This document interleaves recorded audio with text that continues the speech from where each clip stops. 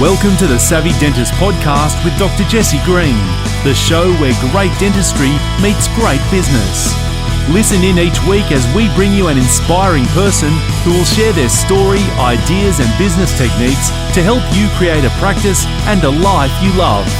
And now introducing your host, Dr. Jesse Green. Hey everyone, Jesse Green here. Welcome back to SavvyDentist.com and to the Savvy Dentist podcast. It's fantastic to have your company for another episode of the show. Now, as always, here on the show, we want to talk about how to create a practice and a life that you love. And my guest today is really going to help you do just that. I'm talking to Dr. Paige Williams today, and what I'm going to talk to her about is really this concept of accountability. It is such an important topic. How do we get things done in our practice? And one of the things that I hear practice owners bemoan quite regularly is, why can't they just get it done? And in this conversation, we're going to talk about that question and a whole lot more. We're going to talk about team accountability, personal accountability, a culture of accountability and how to create it. And we're also going to talk about how to become anti-fragile, because we know that change is happening all around us. We know that the environment will continue to evolve and the landscape in which we operate will change almost on a, maybe not daily basis, but very regularly. And how do we build a business that is able to withstand all of that and come out the other side thriving and flourishing? So join me in this conversation with Dr. Paige Williams. She's a wonderful speaker. She's got some great thoughts around these topics. Head across to her website, drpaige.au, and Paige is with an I, so P-A-I-G-E, drpaige.au. Head across to that website, check out her resources. I'm sure you'll find it really useful and engaging. But for now, let's get into our conversation with Dr. Paige Williams. Paige, thanks so much for taking the time to come and hang out with us on the Savvy Dentist podcast. How's things in Melbourne town? Oh, it's a beautiful sunny day here. We've flipped into autumn, so we've got cool nights and blue skies and sunshine. So it's my favourite time of year. It's really lovely. I quite like that time here in Canberra as well, because what typically happens is I sleep much better when the nights cool down and I feel better, which is great. Paige, you have written countless books, and I was preparing for this conversation with you today, and I looked at all the different books and I thought there's 100 different conversations we could have here. And a few of those conversations, or a few of those books particularly, jumped off the bookcase for me. And one of them is called Own It. It's obviously a book about accountability. And I think that's a really important topic, because one of the things that we talk about in the work that we do is it's great to have a really nice culture and have all the warm fuzzies and the feel goods, but we also have results that we want to achieve. And as the business owner, sometimes it can feel like we're focusing all on the warm fuzzies and we're not getting the results in return. So what prompted you to write the book? Because I think it's really important work. Thank you, Jesse. It's great to be here. And I agree with you. It is such important work. The reason for me that it's so important is I've been a leader I've owned my own small business. I've been kind of CEO in a big business. I've been in academia, in education, and I've walked alongside literally hundreds of leaders with thousands of team members reporting into them. And the thing that drives them mad is that people don't get what they want them to do. Like the amount of times I've had a leader say to me, if only they would, fill in the dots. Yeah. And also there's this frustration and there's this energy kind of void in terms of the churn that leaders are dealing with day to day. They feel like they're constantly firefighting. And yet actually what I've realized through my own experience as a leader and working and walking alongside them is that accountability is the upstream solution to a lot of the churn and the firefighting that leaders are dealing with day in, day out. Because I've written some books, I've taught some stuff, I've spoken at conferences. And when I go back and I kind of circle back to my clients, or I check in with people I'm mentoring and I ask them, hey, how are you going with the work we did together? 80% of the time they're like, oh, I just got really busy. And I realized that actually, and this was after I wrote my first book, Anti-Fragile, that actually, unless we've got accountability in place first, it doesn't matter what we put into the system, whether that's the system of us or the system of our business or our family, nothing's going to stick. So accountability is like the Velcro for all the good stuff that we want to kind of grow our culture or grow our business or grow ourselves as a leader. And it's essential. Yeah, it sounds like the lead domino, the first one that needs to topple over before the others can actually topple over too. I love that metaphor, yeah. Well, I mean, I guess before we kind of get into the conversation about accountability, I always like to define it so that we can make sure we're on the same page as one another. No pun intended there, Paige, sorry. But for a moment, I think we all have a working knowledge of accountability, but you've written extensively about it. So how would you define that? What's a working definition of accountability in your world? Yeah, and this is such an important point, Jesse, because often within teams, there is a misunderstanding. Literally, we don't mean the same thing when we say the same words. And we use multiple words. We're quite sloppy. We use language like accountability and responsibility and ownership and owning it. And it's like, well, until we've got a collective and consistent understanding of what we're actually talking about when we say these words, we live and work in what I call the fog of confusion. And when I come in and do work with teams and leaders and businesses, the first thing we do is clear the fog of confusion. And when I looked at this when I wrote the book, there are multiple definitions out there, and many of them are quite, technical and long-winded. So where I landed was actually in the field of project management. Okay. And in the field of project management, there's this framework called RACI, R-A-C-I. And the R and the A stand for responsibility and accountability. And it's super pragmatic, right? Because project managers have to be pragmatic because they've got stuff to deliver. And responsibility is the doing, and accountability is the delivering. So that's how I've taken the basics from RACI, and I reckon the quickest way to think about it is, if I do something, if I've been delegated a responsibility, what does good look like in terms of me delivering on that?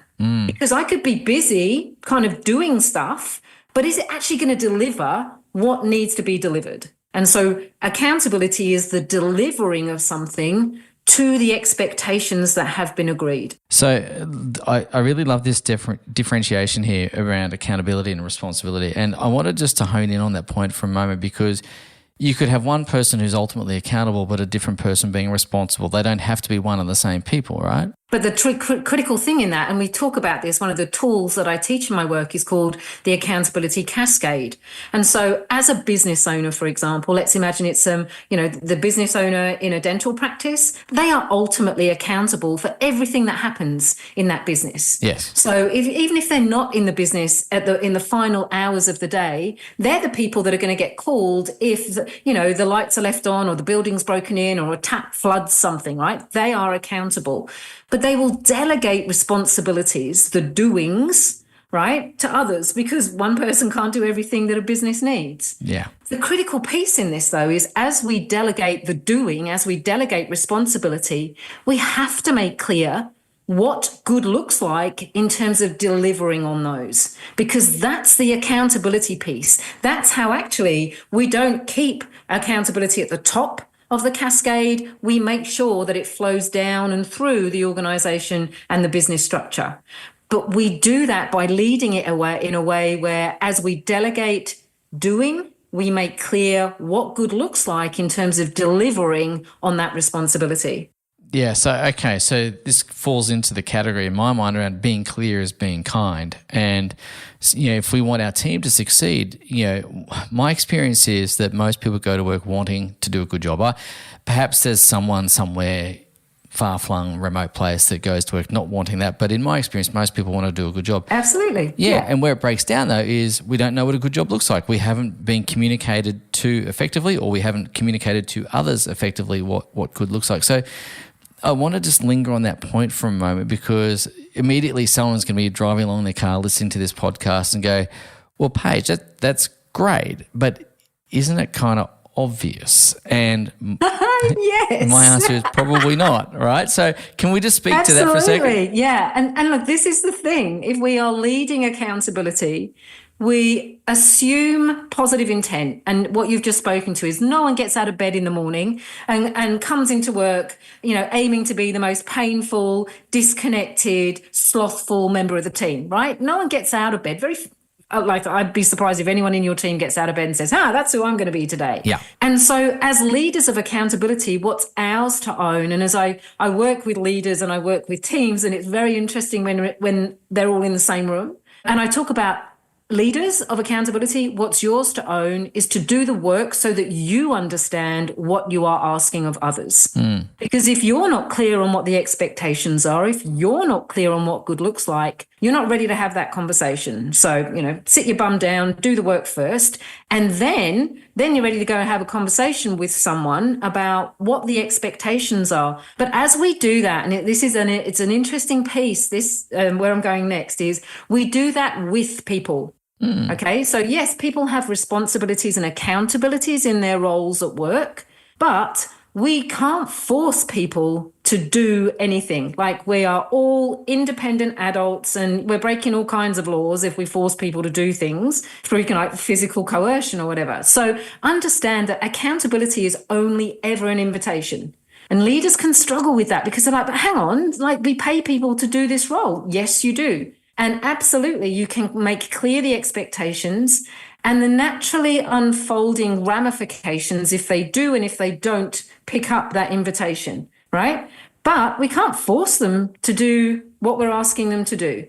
Now, circle back to positive intent. Most people, once they're clear and they feel confident, are going to lean into the responsibilities and accountabilities that we ask of them. And if they don't, well, then that's a different conversation that we as accountability leaders also need to have. So it's not that we just keep going through Groundhog Day of saying, hey, do you remember I asked you to do this thing and we agreed you were going to do it by, I'm a big advocate of 3 strikes and you're out. So it's not that we're just going to go round and round in circles, but we need to be clear first and foremost ourselves as leaders of accountability. So I really like that. There's consequences attached to that as well, right? So like you say, we can't force people to do things. We can't, manufacture motivation. We just can't will people to do the work that we've asked them to complete. But we can hold boundaries. We can have consequences. We can uphold what's true for us. The question I want to ask you around this, and I know you've done a lot of work in the optometry space as well, and dental and optometry, there's lots of crossovers, right? One of the challenges that I know some dentists, well, actually a lot of dentists struggle with, and maybe it's the same in optometry, I imagine there'd be similarities, is that they're so busy doing what they're doing that the consequences piece kind of keeps getting shifted downstream, and then all of a sudden the lack of accountability becomes the cultural norm. I know he said it's important. He's communicated that with me, but, there's never been any consequence of me not doing it in the past. How do you address that situation? Yeah, we often talk about in the optometry space working in the business and on the business. Yeah. And I'm sure you make that distinction as well in dentistry. And working in the business is important. Working on the business is leveraged. Yes. So when you work on the business, you leverage the capacity of everyone else in your business. And if that means that there's an hour or 2 or 3 in a week where you are not leaning over someone in a chair because you are leveraging the capacity of everyone else in your business, that is time well spent. So those types of conversations, literally in the optometry world, I will advocate for optometry partners in a business to take as much time in the people management and accountability kind of leadership as the person on the retail side of the business. And that means them coming out of testing rooms, which in the equivalent of dentistry is moving away from a patient in a chair and actually managing the people in the business to leverage the impact that they can have with their clients and customers. I have this conversation with dentists all day, every day, and I'm sure it's the same in optometry or indeed any other small business as well that's technical in nature or service-based and whatnot. Where dentists often object is, that's time away from the chair and that costs me real money, Jesse. That means I'm not seeing a patient. That means da-da-da-da-da. And I wanted to talk about the investment of time into other people and the payback and what the good things that occur as a result of that if we get that right. Because what I want to do is change this conversation from being a cost to an investment, to how do we ensure that we get the return on that investment. Because most of the dentists that we work with, and I'm sure it's similar in optometry as well, they enjoy dentistry, but they also want to have a sense of freedom. And the freedom that they're seeking is going to come through their ability to work with and through other people. Mm-hmm. Therefore, this piece is really critical, right? It is super critical. And the other thing I'd say is let's not just think about the only currency in our world being dollars. No. right? And so if we expand what are the currencies of value in my life? Yes, of course, there's the commercial currency of money. There's the experiential quality of time or currency of time. And then there's the experiential quality of that time, right? So each of those things has a space and a place in terms of the return on investment in spending time away from the chair and investing in your people. In terms of, yes, okay, it will impact on the financial currency. It will impact on how much time you spend awake at night thinking about the conversations you didn't have or the kind of threads that you never followed up on. And it will mean that when you get home from your business, you are able to leave it in that kind of third space between work and home and not bring it with you. And if there's a conversation I have a lot with small business owners, it's about how can I show up with the people I care for most and care about most in a way that honors that relationship and isn't just the dregs of what's left at the end of my day at work. So I reckon we've just got to think about this, not just, it's a big shift, I get that, but thinking about this in terms of the different currencies that are important to us and understanding that, yes, it might be that there is an impact in the financial currency in the dollars and understanding that the other currencies are what you're going to get return on. And I'll just say, and facing the reality of actually the dollar is more important to me. Right? Because this is an own it piece. This is what's yours to own. There's no judgment in that. If that is more important, great. You're making that call. You're making that decision. Don't complain about it. Yeah. Like you get to choose. You get to choose, yeah. You get to choose, you don't get to complain. And the other thing that I would add to that is oftentimes if you do that leverage piece right, the dollars will catch back up later because... Absolutely. Yeah. So it's a lag, right? Yeah. It's a lag for now. And it's kind of like a hockey stick. If you can imagine a hockey stick in terms of kind of performance. For now, you're kind of trundling along. There might be a backward slide in terms of the money, and then it will go through the roof because everyone will be spinning and you're enabling them to be the best versions of themselves and to leverage their capacity and capability in service of the business. Yes. Yeah. One of the things I talk about in my work is you, them, and it, right? So you as the accountability leader, them as it might be a team or it might be an individual, and then it is the work that you're here to do together. And so what I encourage people to do and the tools that I teach are about how do we stop playing accountability ping pong on the bottom, kind of you did this, you said that, he said that, they said this, and actually focus on what do we need to do in service of the work that we are here to do together. And that helps us then go, okay, it's not about you and me, it's about it. Now, how do you and me show up and coordinate in service of it? Yeah. So I want to come back to the communication piece. What does good look like? It sounds like that's a really pivotal first step. Yeah. And so can we talk about the mechanics of communicating that? Because I use a scorecard kind of system. And that's probably just one way of many ways you could do it. But could we talk about how you might communicate effectively within your team about, here's what good looks like?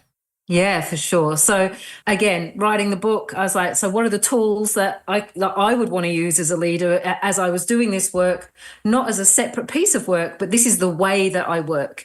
And this is how I reckon we need to understand accountability is it's not another to-do list. It becomes embedded in the DNA of the way that you work together, the way that you work in your business, in the teams. So I use the framework. I didn't develop the framework. This is Rudyard Kipling's framework, but the 6 W's, the who, what, when, how, where, why. And now this 6 W's framework, it's used in investigative journalism, it's used in police reports, and it's a really quick way to get your head into what is it that I need done here? What is it that's going on? So who needs to be involved? Who's impacted by it? What is it that actually we're looking to do here? What is the work?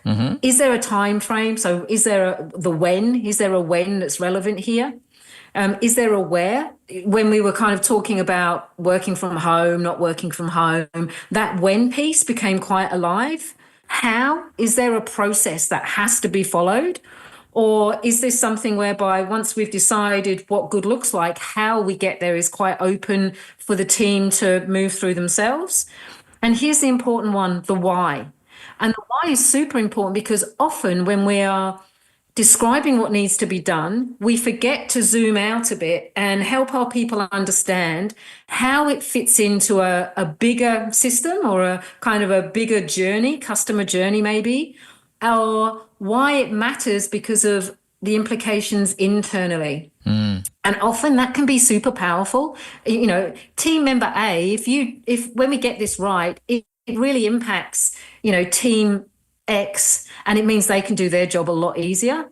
And that kind of internal customer is just as important as the external customer perspective.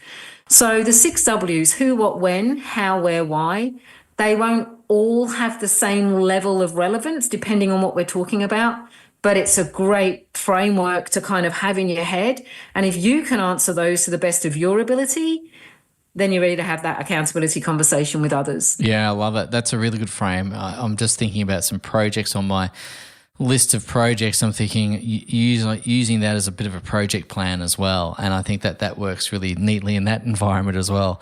And I'm going back to the who as, you know, being the racy or whatever it is, you know.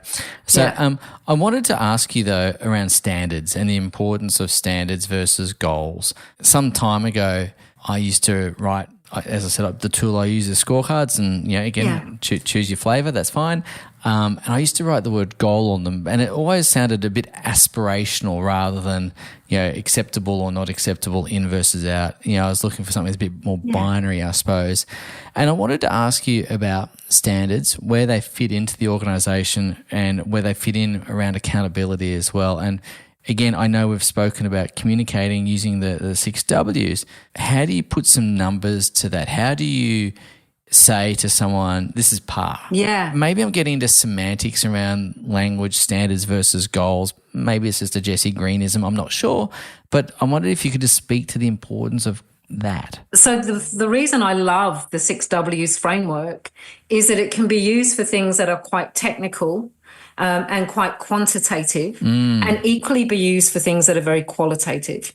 So, for example, in the optometry business that I work alongside, we can talk about average order value. We can talk about what percentage of returns came in. We can talk about testing room usage, and we can talk about the business KPIs through the 6 W's. Okay. And we can share that with the team. Equally quantitative, right? Equally, we can make clear with the team what is the value proposition in terms of the customer experience. What values do we want our customers to experience when they walk through the door of our business? Who are we as a values-led business, and what does that look like? What do we expect as people move through the customer journey? What is it that we want them to experience? Not just what, but how. You know, one of the things that we talk about is how are customers greeted as they come into the business or the practice. And there's a very clear quantitative. It's, you know, in this zone within store, and it's within an X time frame. So we've got 2 quantitative measures there. But still, someone could just stand in that zone and within that time frame and still just go, all right. Yeah. It's never, you know, not one or the other, particularly when we're dealing with a client journey. Yeah. So the great thing about the 6 W's is they get to be shaped. You put the content into them that makes most sense for what you're trying to communicate with your accountees, with the people you're inviting into accountability. You also touched on something a moment ago, and it was a bit of a by the by, but my little antenna picked up on it because, again, I was talking about this in some training I did for our clients last night, and you spoke about the optometry firm that you're working with, optometry practice you're working with, being values-led. Where does being values-led fall in with accountability? Well, this is the thing, right? We tend to think accountability is only about delivering on KPIs or doing a task or whatever, but accountability applies to everything. And the thing we have to do is get clear about what our expectations are. Yeah. So if we have defined values and we have defined what examples of them are, right? So let's imagine we have respect as one of our business values. Yes. well, what does that mean in this business? What does it mean for us to show up and behave in a respectful way? So this is where we need to have done the work so that we can actually say to people, what we mean by this is in our business, this is what we mean when we say respectful, and to put it into behavioral terms. And it doesn't mean that we have to specify every single example of a respectful behavior that anyone could ever imagine, but we're kind of giving some guidelines around what good looks like. And what that means is then if we find that people are not showing up in a respectful way and treating their colleagues and clients with respect, we can have an accountability conversation about that.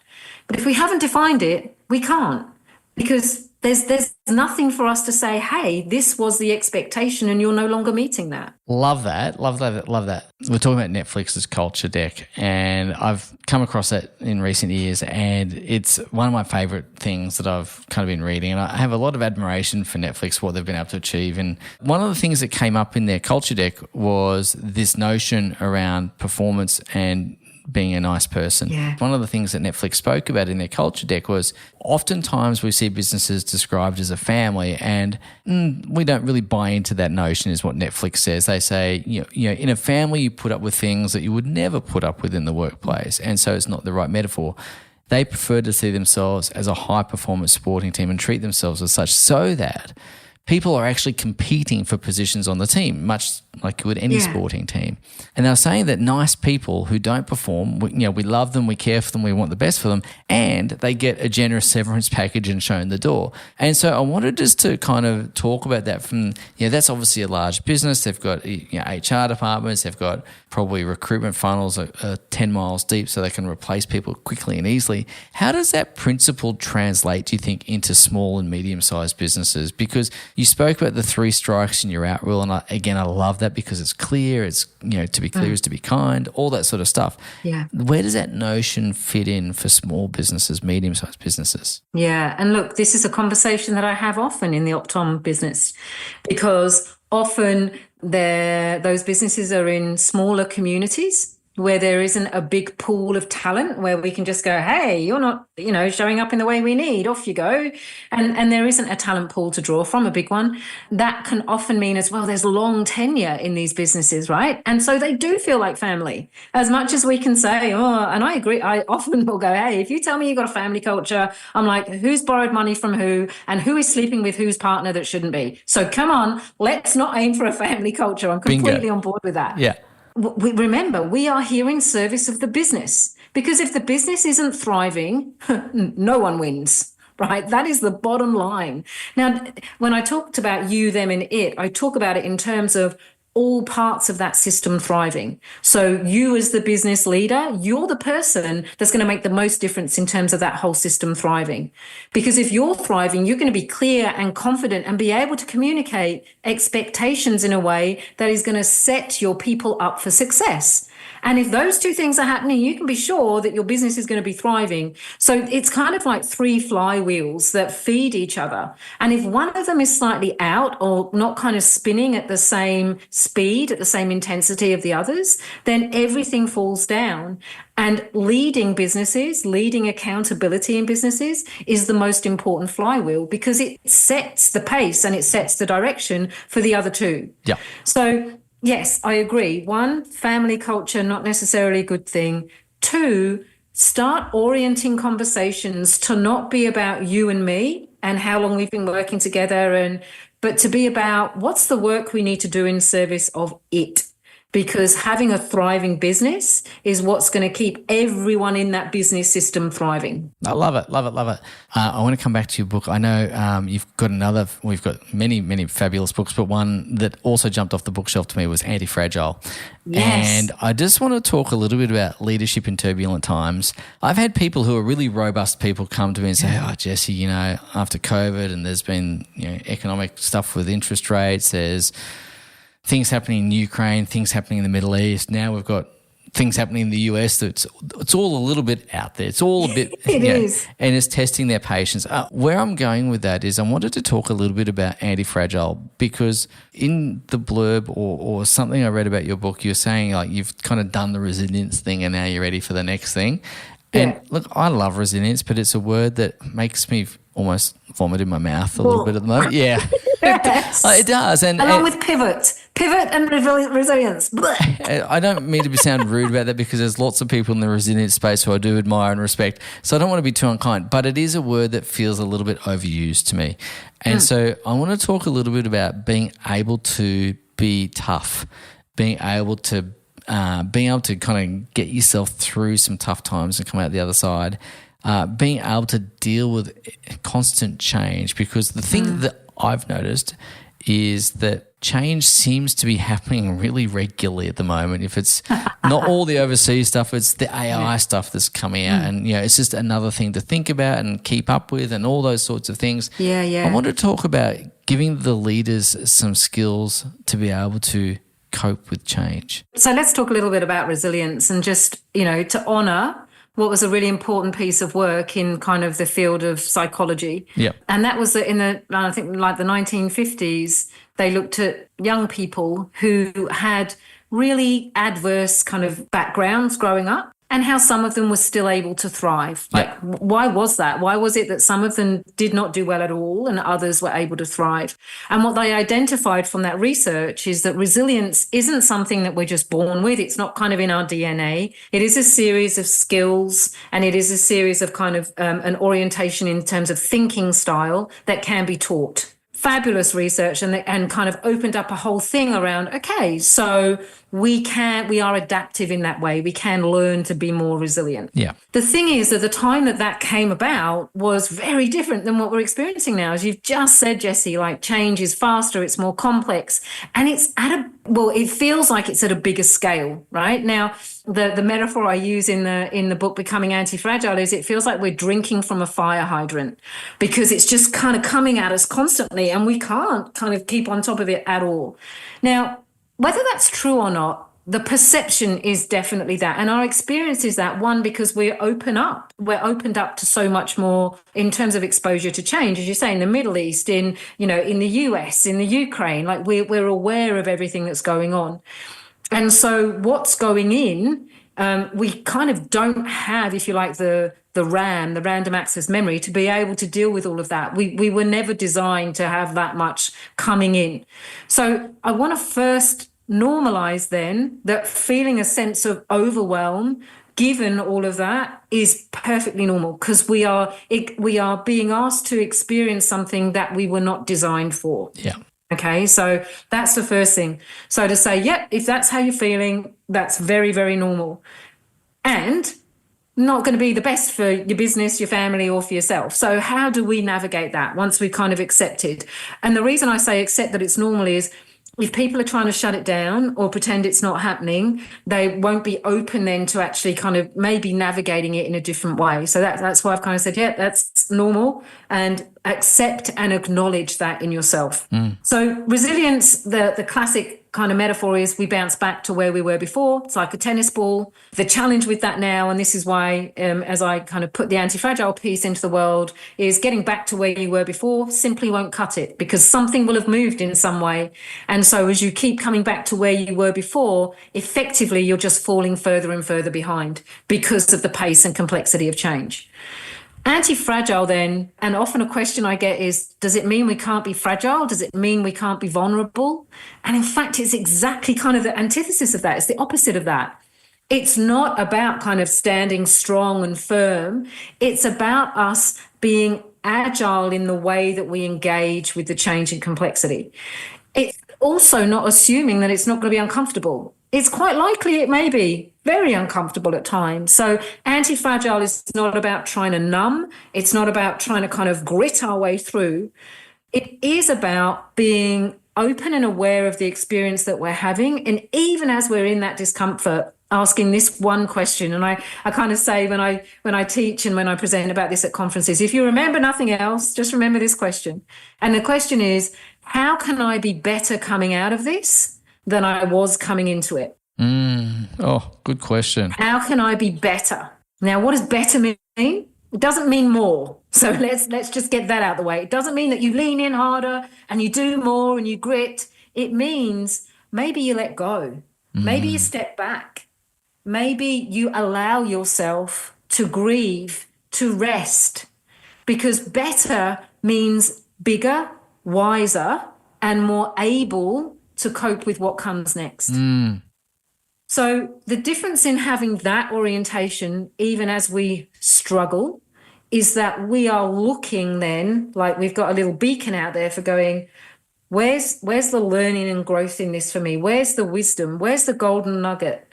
And so it doesn't mean that all of a sudden everything becomes, cupcakes and unicorns, but it does mean we've got an orientation where we are moving forward and we are growing and expanding our capacity as we face the realities of what's going on in front of us. So, Paige, I really appreciate what you shared there about being anti-fragile. It's not just about gritting your teeth and getting your way through it. It feels to me like being able to bend with the breeze somewhat. And if we as the leaders of the business sometimes feel overwhelmed, and we as the leaders are sometimes maybe struggling with all of this complexity, all this change, the VUCA environment that we all hear about, how can we keep instilling this culture of accountability in the face of such change? How do we bring anti-fragility into our team while maintaining accountability at the same time? It's such a great question, Jesse. And I love that you use the metaphor of being able to bend in the breeze, because I think that's where these things kind of weave together.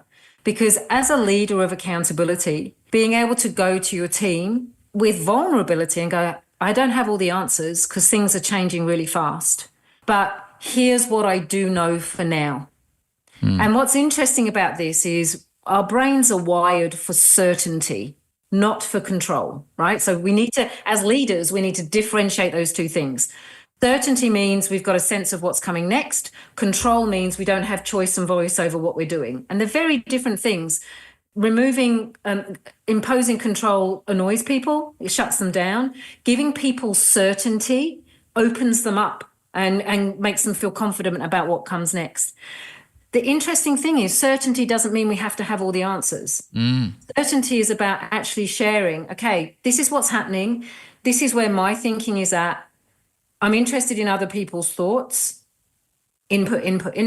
Okay, so for now, it feels like we're going to do X, Y, Z. And as things change, we're going to need to adapt as well. So this is our plan for now. And let's just keep, checking in, moving forward, but know that this is not the plan forever. And even that, it's enough certainty for people not to fill a void themselves, not to kind of go make up stories to fill a gap. And it's enough for them to know, okay, Jesse's across this. Jesse's struggling with this too, and it's not easy. So that makes me feel okay with how I'm feeling in this. But I understand what our next few steps are, even if I don't understand what steps 10, 11, and 12 are, because we don't know yet. Yeah, great. And I'm going to be accountable for those next 2 or 3 steps as well. Yes, yeah. Exactly. Okay, love it.